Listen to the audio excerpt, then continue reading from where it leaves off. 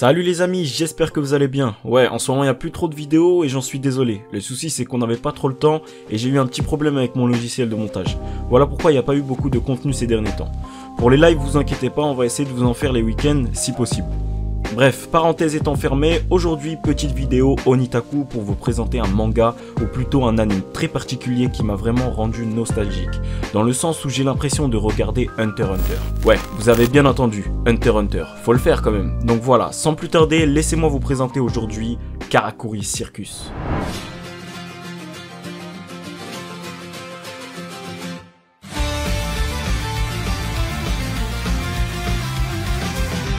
Karakuri Circus est un manga de Kazuhiro Fujita. Il a été prépublié entre 1997 et 2006 dans le magazine Weekly Shonen Sunday et compte au total 43 volumes.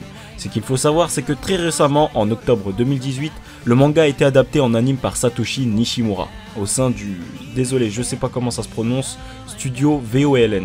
Qui a adapté aussi Ushio Totora, un autre manga de Kazuhiro Fujita que je vous conseille de regarder en anime aussi, car il est pas mal. Là où ça devient intéressant, c'est que Nishimura sera accompagné du chara-designer de Hunter x Hunter, Takahiro Yoshimatsu, et c'est vraiment du bon travail. Et comme Fujita a un style de dessin qui ressemble fortement à celui de Togashi, ça aide beaucoup. C'est pour cette raison que je vous ai dit dans l'intro que j'ai l'impression de regarder Hunter x Hunter. Regardez-moi ces expressions. Quand Jace et moi on a vu ça, on s'est dit que cet anime va faire très mal. Et effectivement, c'est une tuerie. Bon, c'est pas tout, mais il faut que je vous explique de quoi ça parle, ce qui va être un peu compliqué à faire sans vous spoiler un peu. Alors tout commence avec Narumi, un expert en kung-fu qui est atteint de la maladie de Zonafa. Une maladie qui le force à faire rire les gens pour ne pas qu'il meure étouffé. Ouais, c'est assez bizarre.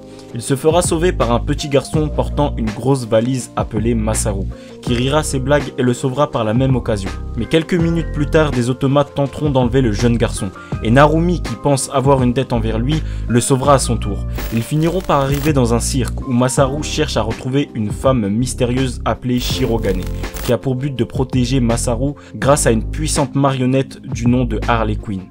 Bref, le début est un peu relou comme dans tous les mangas et animes, mais l'histoire s'installe très rapidement au bout de 3-4 épisodes, et c'est là qu'on se rend compte que les trois protagonistes ne se sont pas rencontrés par hasard, et possèdent un lien particulier entre eux. Les drames arriveront très rapidement au sein de leur groupe, et retournera toute l'ambiance du cercle drôle et égayé en cercle étrange et malsain. Plein de mystères vont être vite résolus, pour vous faire comprendre que ce que vous allez regarder n'est pas un banal petit shonen. D'où provient la maladie de Zonafa? Qui sont vraiment les automates? Quelles sont les origines de Shirogane? Et surtout, qui est à l'origine de tous ces mystères? Comme vous avez pu le constater, j'ai kiffé Karakuri Circus. D'une part parce que je me répète, ce manga me fait vraiment penser à Hunter x Hunter. Et je ressens la même chose quand je regarde Karakuri Circus que quand je regardais l'œuvre de Togashi. Je me demande même quand Hisoka va faire son apparition. Il passerait crème dedans. L'ambiance, les dessins, l'animation, les OST, tout se ressemble beaucoup je trouve. Et rares sont les fois où un shonen m'a fait cet effet là. Certes, la puissance du manga n'arrive pas à la cheville de l'histoire de Gon et ses amis, mais c'est vraiment du lourd. Et le potentiel de l'œuvre en anime n'est pas encore totalement exploité et je sens que ça arrive. Donc foncez, commencez Karakuri Circus, vous ne serez pas déçus. Voilà, je pense que je vous ai tout dit sur cette merveille.